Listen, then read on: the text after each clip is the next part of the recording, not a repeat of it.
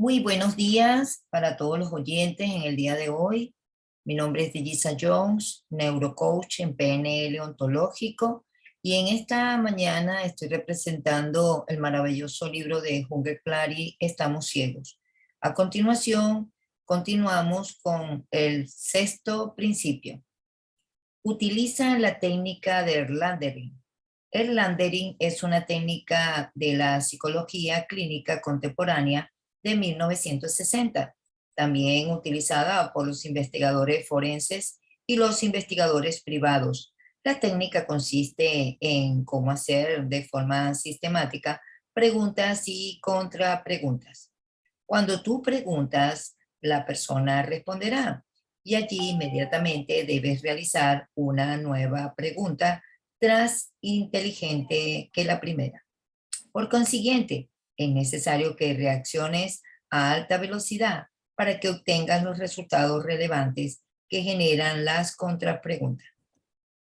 En resumen, el lightering es la técnica que genera preguntas caracterizadas por la espontaneidad y nacidas de las primeras respuestas recibidas. Pongamos, por ejemplo, el objetivo es descubrir el gusto por el chocolate en una persona y comenzarías así. Pregunta, ¿por qué te gusta el chocolate? Respuesta, porque es rico. Otra pregunta, ¿qué significa rico para ti? Respuesta, algo que me hace sentir bien. Así que vas avanzando en las respuestas inicial buscando algo más esencial. De nuevo, preguntas ansiosamente, contrapregunta. ¿En qué momento recuerdas con el chocolate que te hace sentir bien? Respuesta, los domingos con mi novio tomando chocolate. Como resultado, empiezas a tener una historia más intensa, profunda y poderosa, que surgió en una simple y la primera pregunta. Contrapregunta. ¿Por qué crees que tomar chocolate los domingos? Respuesta, no sé, pero los domingos me da mucha ansiedad de empezar la semana y siento que el chocolate me da como esa estabilidad. Entonces descubre que te está diciendo que el chocolate significa controlar la ansiedad. Esto es algo que jamás hubieses salido de una forma tradicional de pregunta. Sigue realizando las lightering. Contrapregunta. ¿Recuerdas otra historia con el chocolate de los domingos? Respuesta. Si en la casa de los abuelos nos reuníamos los domingos, con toda la familia tomábamos chocolate juntos, era como para arrancar la semana. Entonces, debido a estas respuestas, se entiende que el chocolate se relaciona con acciones como reunirse en familia, controlar la ansiedad para iniciar correctamente la semana. Por este motivo, los domingos en las noches, en muchas culturas, se toma mucho chocolate, porque el chocolate significa control de la ansiedad, reunión familia, comienzo de la semana. Recuerda, el lightering es un sistema efectivo para generar grandes respuestas por medio de contrapreguntas rápidas y espontáneas que surgen de la respuesta inicial de los entrevistados. En este caso, vamos al séptimo principio, leer entre líneas. ¿Cómo leer entre líneas? Significa interpretar lo que la gente quiere decir, pero no dice. Las personas dicen muchas cosas para envolver la respuesta, ocultando la respuesta real con respuestas lógicas, con palabras complicadas y demostrativas. Sin embargo, soterradamente entre las frases, las palabras y las diferentes formas de comunicar, debes encontrar lo que te está queriendo decir. Las respuestas elaboradas por ejemplo, ampulosidad sin sentido ocurren debido a que el consumidor miente porque no sabe lo que quiere. En consecuencia, es importante entender por qué el consumidor hace esto.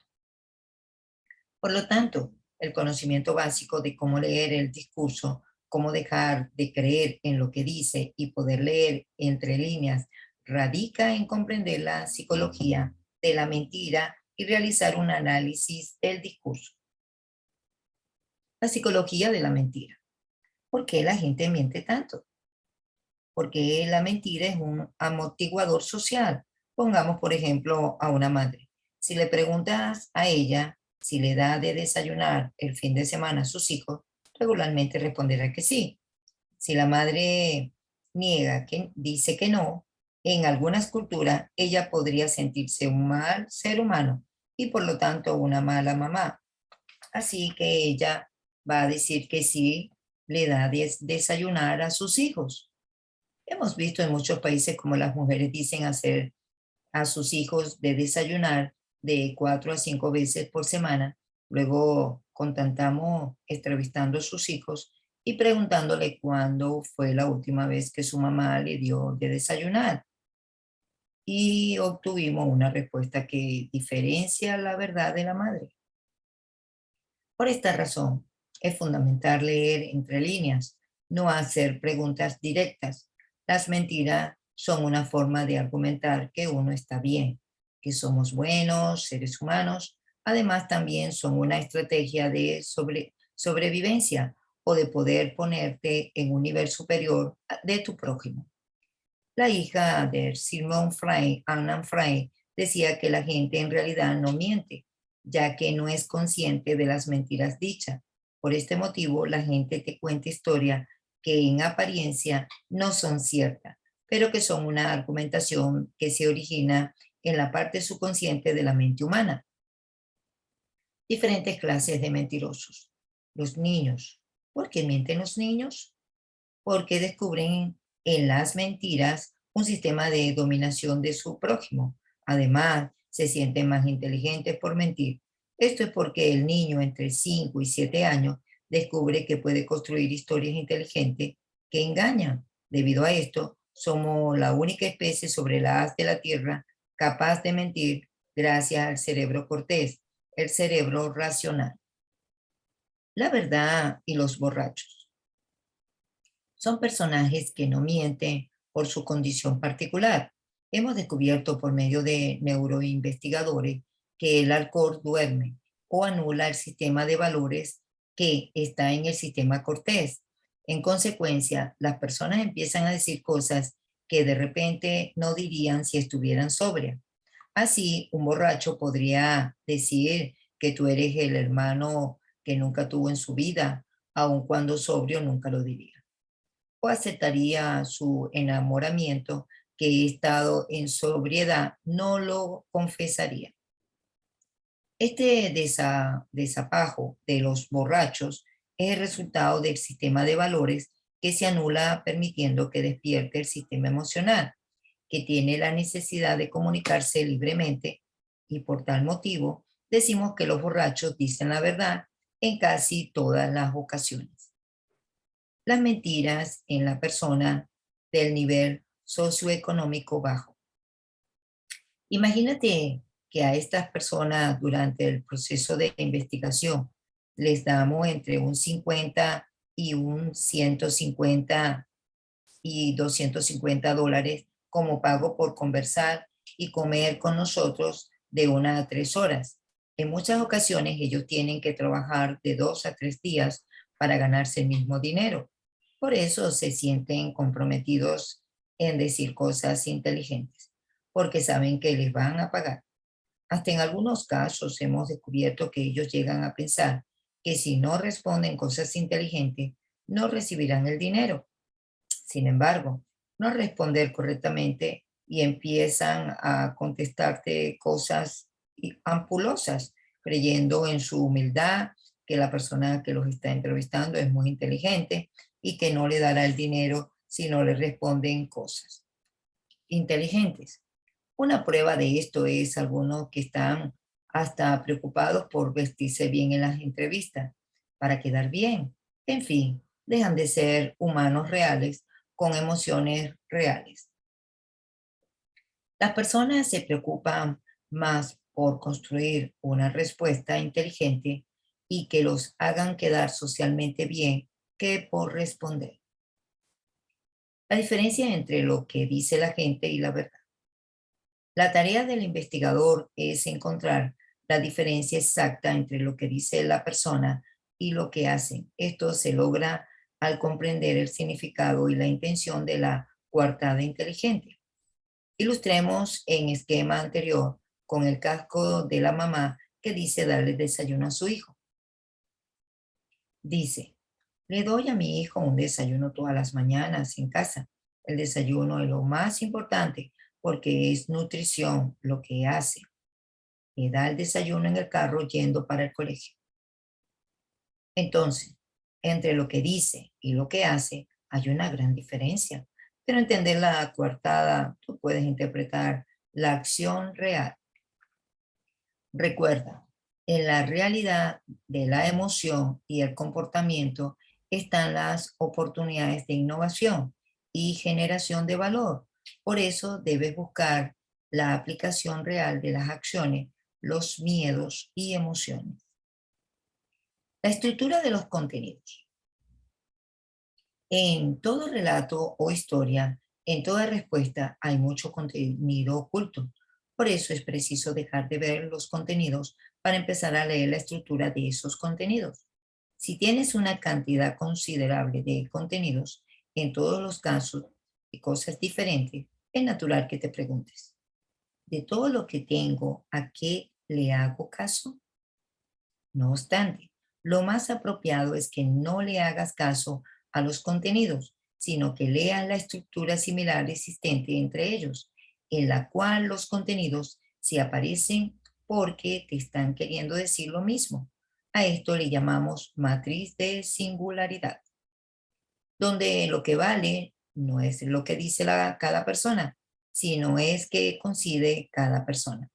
Un ejemplo, el análisis del discurso. Los verbos y los adjetivos, material prima para entender qué nos quiere decir. La forma más efectiva de leer o interpretar el discurso es separando las piezas de las frases. En los verbos y adjetivos encontraremos el significado de lo que expresan, así entender lo que están tratando de decir las personas. Analicemos, por ejemplo, la estructura de una frase en qué condiciones regulares y sin entrenamiento fuera muy difícil entender el significado real de lo que le dice. A continuación te explicaré cómo debe ser esta situación de la estructura de esta frase. Yo me acuerdo de cuando hacíamos los chocolatadas en la finca de mi abuelo. Con mis primos nos poníamos a hacer chocolate. Uno le echaba un tizón, un palo prendido con lo que uno estaba cocinando y eso quedaba más rico. Eso me lo enseñó mi abuelo y así se hace. Él fue el que nos enseñó a hacer chocolate. Y ahí mi abuelo empezaba a contarnos historias de brujas, de fantasmas, de cosas así. Y todos ahí parados alrededor de la olla, pendiente de lo que no se nos fuera a regar. Esto lo dijo Ángel Sierra, de 26 años y de nivel socioeconómico clase media baja. Ahora bien, para analizar el significado de la frase, debe separar los verbos para comprender su estructura y así entender el significado semático. Por ejemplo, mis primos y estar reunida la familia significa familia extensa y fuerza trivial. Mi abuelo significa sabiduría. Un tizón, un palo prendido significa posima. Enseño mi abuelo significa aprendizaje y cultura. Contarnos historia de bruja de fantasma significa misterio. Parados alrededor de la olla significa unión. De que no se nos fuera a regar significa juntos en alianza, apreciando el valor de lo sucedido. En ese momento puedes entender que esta frase va más allá de lo que está diciendo y puedes interpretar la estructura. Unión familiar mágica. Si en repetidas ocasiones los relatos de la gente, aunque sean todos ellos muy distintos, repiten lo que no están solos, sino que están juntos, podrás confirmar las estructuras, unión, familia, mágica. De ahí obtenemos el entendimiento real del significado, estructura o simbólico del chocolate de mesa. Para ser un filósofo investigador y uno debe ser hábil en leer estas líneas, descubrir las estructuras. A pesar de que todas las historias de la gente puede ser distinta, la cultura y la biología comportamental hace que las estructuras sean muy similares. Seguramente el chocolate de mesa de Dalton Harmantan debe tener un significado y una estructura totalmente diferente en cualquier ciudad en México y en Colombia. Otro ejemplo de análisis semático de las verbalizaciones. Utilicemos el caso del jabón de manos y veamos cómo todos los relatos pueden ser distintos. Pueden tener contenido muy distinto, pero estar basados en una sola estructura. Esto es un caso real de un estudio realizado en Colombia y es posible compartirlo gracias al permiso de nuestros clientes. Primera persona verbaliza. Recuerdo cuando salíamos de viaje y nos quedábamos en hotel de 5 estrellas en Miami y en el baño había jabón de mano. Me gustaba, yo me lo traía a Colombia. Segunda persona verbaliza. Yo tenía un tío con mucho dinero y él siempre viajaba a Estados Unidos y compraba cajas de jabón de mano para sus baños de su hermosa casa. Tercera persona verbaliza. Recuerdo que cuando iba caminando al colegio pasaba por una tienda que vendía esos jabones de mano en esa tienda donde compraba la gente más rica de la ciudad. Si te fijas, cada frase es totalmente diferente, pero hay una estructura similar en ellas. ¿Cuál es la estructura? La estructura y el significado del jabón de mano bajo estas verbalizaciones, lolexia es. En este caso, veamos en qué consiste. En este caso estamos hablando de el jabón de manos. Esto lo que significa es riqueza y también significa prosperidad. Por tal motivo, el conocimiento de la estructura, esta materia prima, es más importante para sacar el código. Sin embargo, cuando uno está lleno de estructura, debe tener un método para jerarquizar o depurar la información. A continuación, te explicaré cómo seleccionarlos o depurar la información. Recuerda, las cosas valen más por lo que significa que por lo que son.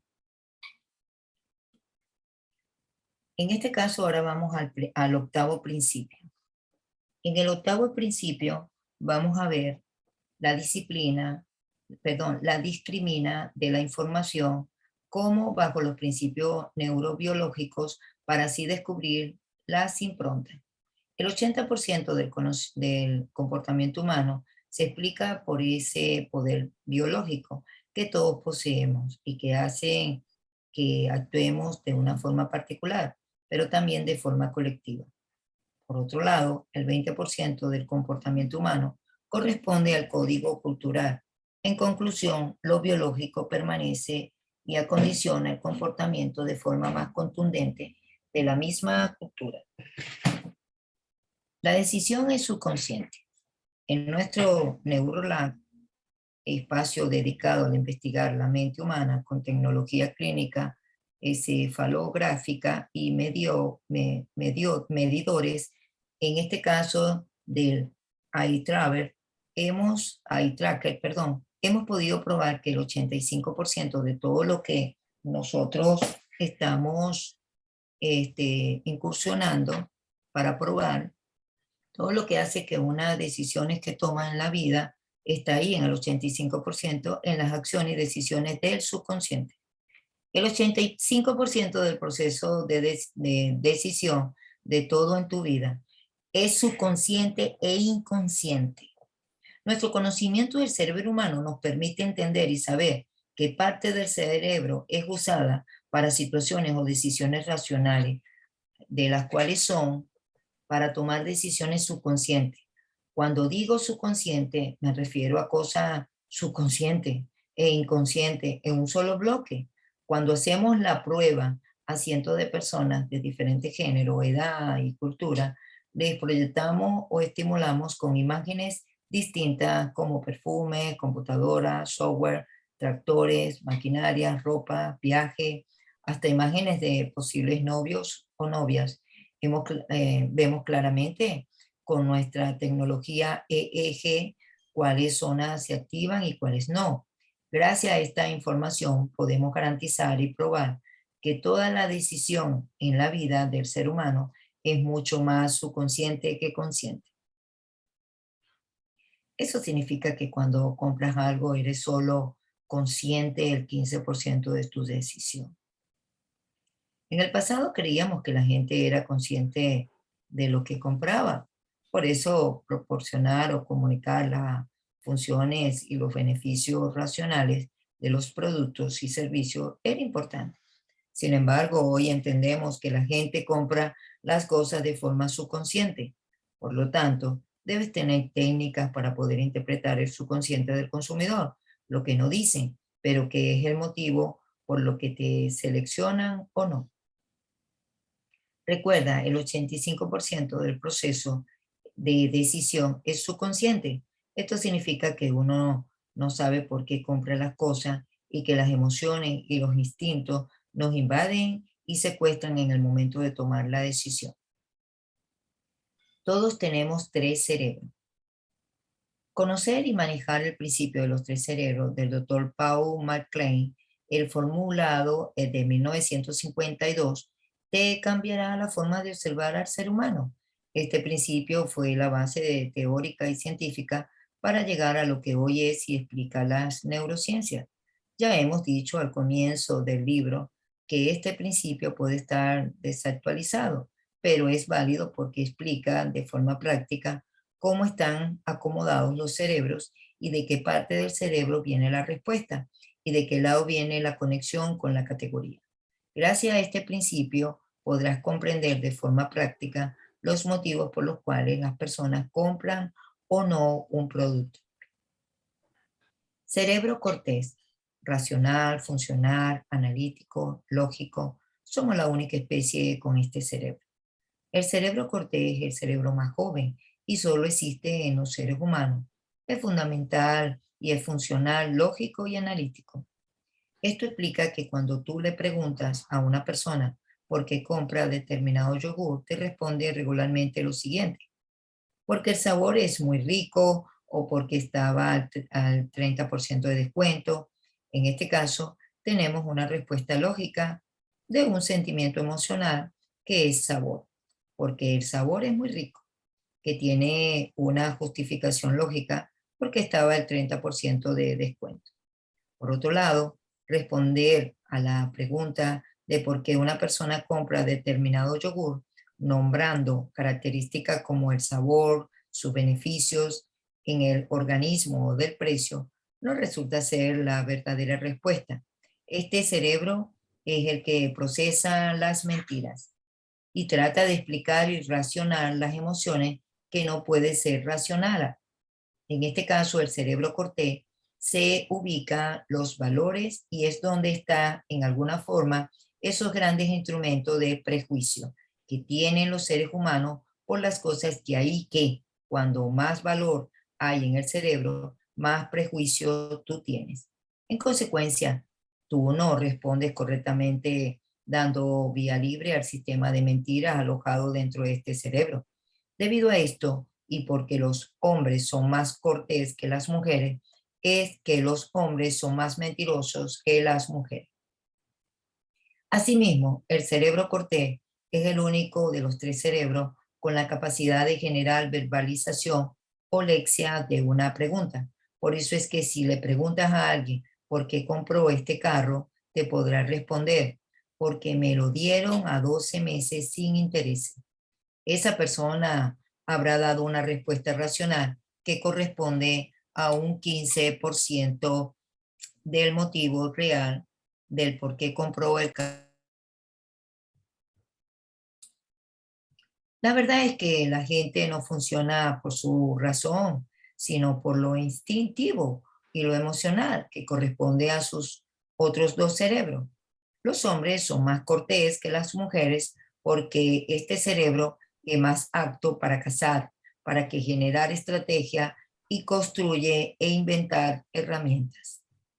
El cerebro cortés está lo racional, analítico, funcional, la lógica, los valores, la estrategia, la razón. solo por mencionar algunos. Cerebro límbico. El cerebro de los mamíferos emocional, donde están los sentimientos, sensaciones y miedos. Así como los hombres se caracterizan por ser un poco más cortés que las mujeres se caracterizan por ser un poco más límbicas que los hombres. Sin embargo, se ha descubierto que los grandes líderes y hombres exitosos del mundo son exitosos por ser más límbicos que cortés, son más emocionales que racionales y logran su liderazgo gracias a su poder emocional e intuición límbica. Por otro lado, es interesante cómo las mujeres están muy ocupadas tratando de volverse cada vez más cortés y así administrar mejor sus emociones. No obstante, el poder real de las mujeres y lo que hace tan líderes y efectivas son sus habilidades emocionales y límbicas. Por consiguiente, el que puedan manejar cada vez mejor los dos cerebros de forma simultánea va a brindarles una ventaja competitiva amplia y liderazgo social a través del tiempo. Es importante que sepan y consideren que sus procesos de análisis en el cerebro límbico no tienen la capacidad de verbalizar o generar lecciones. El cerebro humano no tiene la capacidad de expresar literalmente las emociones que nos invaden. Por eso es tan difícil entender las emociones de los consumidores y se vuelve más difícil cuando uno quiere entenderlas racionalizando. Si el cerebro emocional no puede expresar cabalmente lo que siente y que le queda al cerebro racional, por ejemplo, si te preguntaras por tu color favorito y dijeras el rojo y te volviera a preguntar por qué rojo, tú podrías responder algo de forma racional, pero estarías tratando de racionalizar una emoción y lo que me dirías sería una mentira. Las emociones son muy difíciles de verbalizar. Lo mismo ocurre con los sabores. Por ejemplo, si tú preguntaras por qué te gusta más el sabor de Coca-Cola que el de Pepsi, la gente regularmente dice por el sabor. Entonces le pregunta, ¿por qué tiene mejor sabor Pepsi? Y te respondería probablemente algo como esto. Es que Coca-Cola tiene menos azúcar, entonces a través del Lidery preguntas por qué te gusta que tenga menos azúcar, probablemente responderá algo racional como, ¿por qué no quiero engordar? Y si te fijas, la primera pregunta, incluso tratándose del sabor y sabiendo que los sabores se procesan en el sistema límbico y son de características netamente emocionales, el consumidor trata de justificar la preferencia del sabor racionalmente y así te darás cuenta de que cuando los consumidores no pueden expresar sus emociones, la racionalizan y también hacen las respuestas inciertas. Y cuando más insistas en preguntarle al consumidor con respecto a sus emociones, ellos dirán sucesivamente un montón de cosas como poco sinceras. No saber qué responder es un sentimiento muy molesto y por eso la gente necesita responder lo que sea, pero responder para verse socialmente inteligente, esto explica que las personas necesiten una cantidad de coartadas suficiente para justificar sus acciones, ilógica y ilógica emocional. Tenemos que aceptar que somos al mismo tiempo los seres más lógicos e ilógicos. El cerebro límbico es miles de veces más controlador y poderoso que el sistema cortés. Si hiciéramos la analogía con un disco duro, el cerebro límbico tendría 1000 megabytes, mientras que el cortés tendría 10 megabytes. En este sistema de memoria es muy poderoso, pues absorbe la información que es relevante para sobrevivir y para entender qué te sirve y qué significa cada cosa en los procesos de decisión. Una prueba de que tú tienes este cerebro y que es un sistema de memoria fascinante es lo siguiente. Por ejemplo, si yo te pongo una canción y te rocío con un aroma de un perfume o colonia que usaba alguien que te importó y también con grandes experiencias, es probable que recuerdes y evoques a esa persona que ya no recordarás y que sientas por un instante como si estuviera frente a ti. Este sentimiento vivirá en ti hasta que regrese tu racionalidad.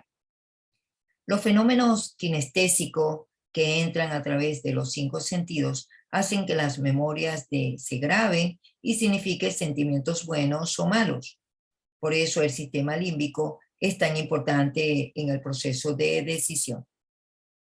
Recordemos que en la mente o en la vida del ser humano no existen cosas buenas o malas, sino memorias de pasado y que te hacen sentir de algunas cosas son buenas y otras son malas. Cerebro reptiliano, instintivo, dominador, reproductor, el animal dentro de nosotros. A diferencia del cortés que piensa y del límbico que siente y el cerebro reptiliano simplemente lo que hace es actuar. En este caso es el único de los tres cerebros que no tiene restricciones y siempre gana.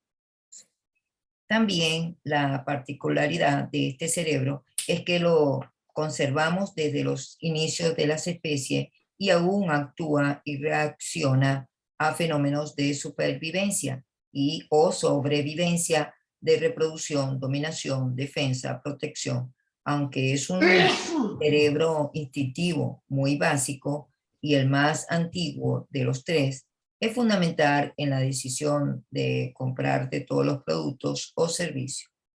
Por tal motivo, cuando compras un producto, tu cerebro instintivo te está preguntando, ¿qué tanto me va a servir este producto para sobrevivir? Por ejemplo, ¿por qué una mujer gasta $2.500 en un bolso Louis Vuitton? Porque es un bolso así le permite ser aceptada y dominar socialmente, le otorga la defensa y le brinda dentro de un ámbito social difícil. Un bolso de $2.500 te puede reducir la inseguridad de su consciente o en nuestro caso de no ser tan bella e interesante como sus amigas.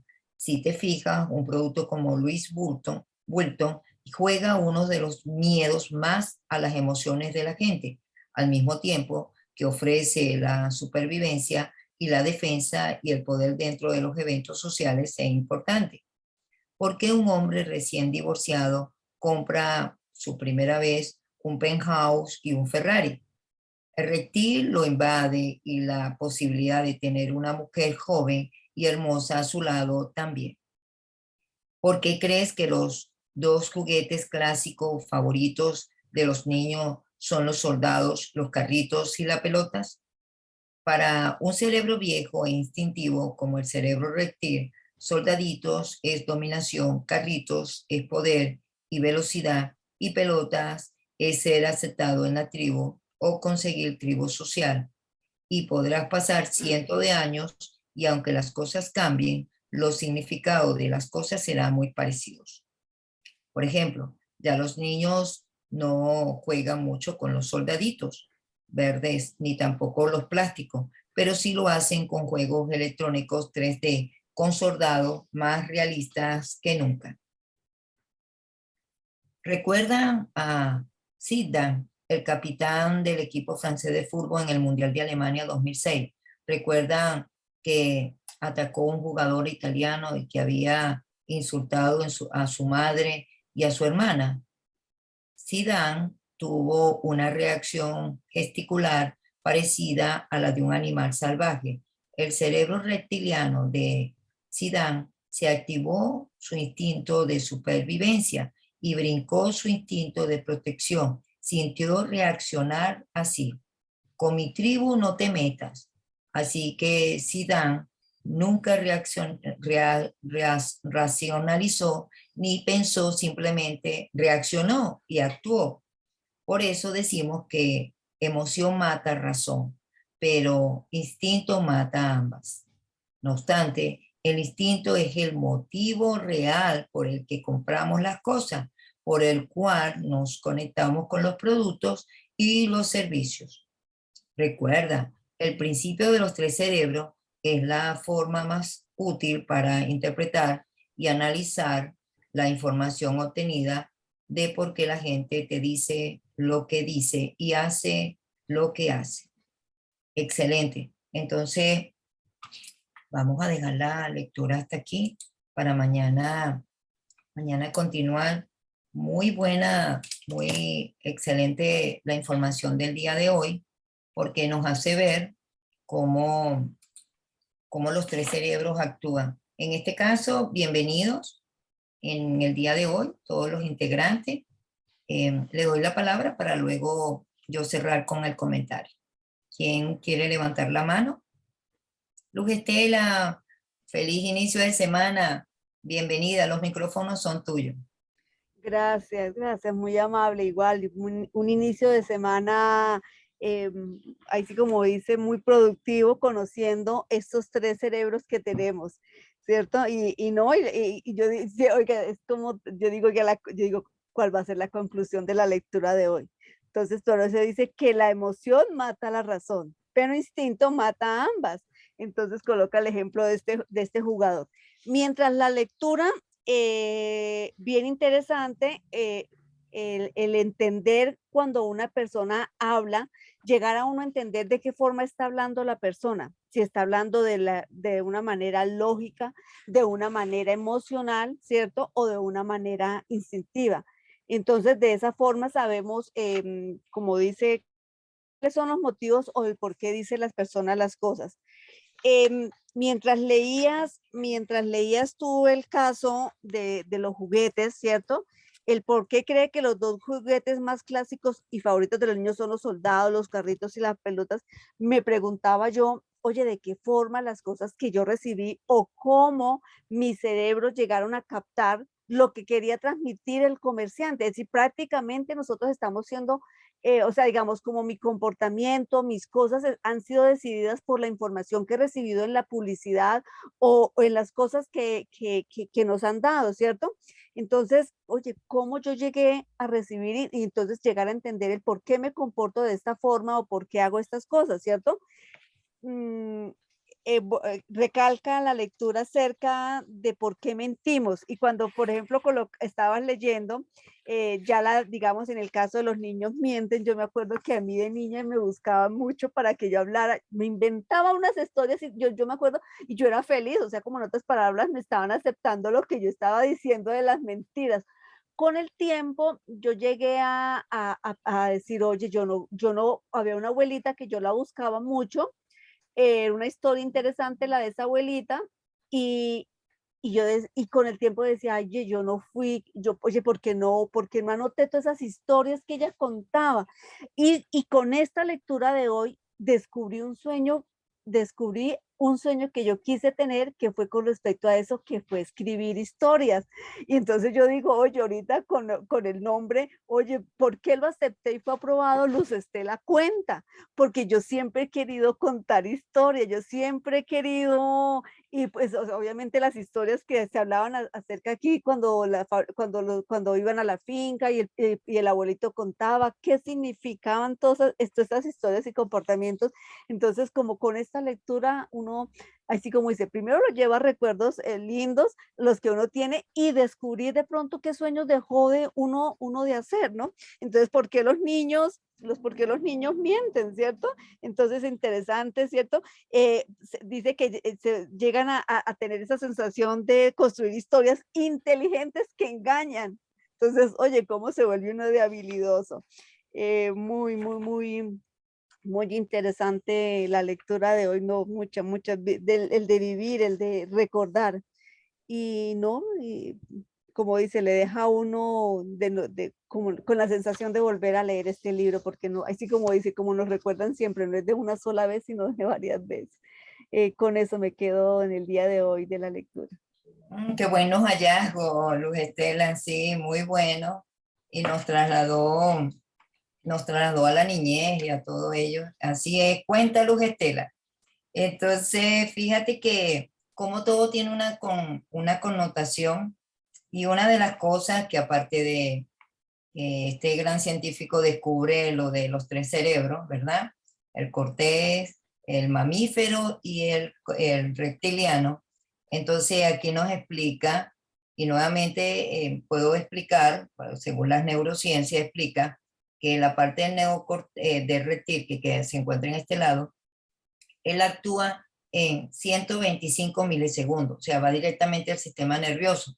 Menos mal que lo tenemos, porque si vamos a cruzar la calle y de repente pasa un carro, nos quitamos rápido. Si se nos a veces nos ha pasado que tenemos algo y es algo tan milisegundo, se nos va a caer y necesitamos que no se quiebre y lo agarramos en el aire. Eso lo hace el cerebro reptil, pero demasiado rápido en milisegundos.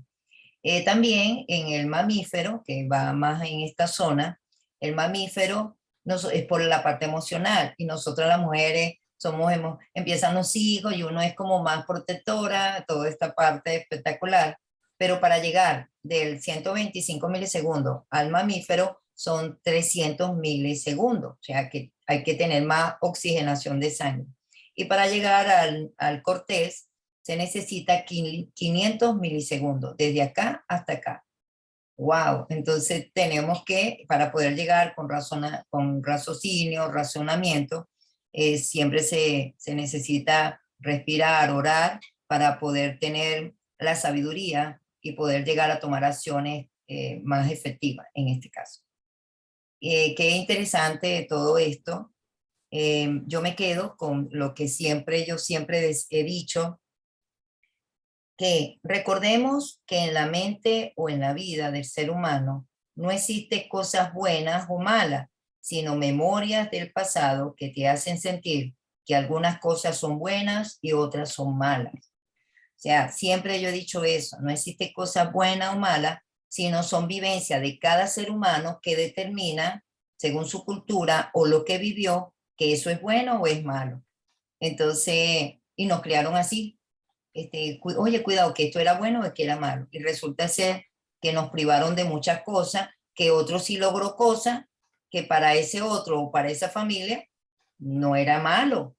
Entonces, o leer de repente el libro de crecimiento, que se puede leer la Biblia, pero también se pueden leer el libro de crecimiento personal. Entonces, para casi que estos libros abren, luce, entonces para que no mutilen, entonces que uno sea dogmático.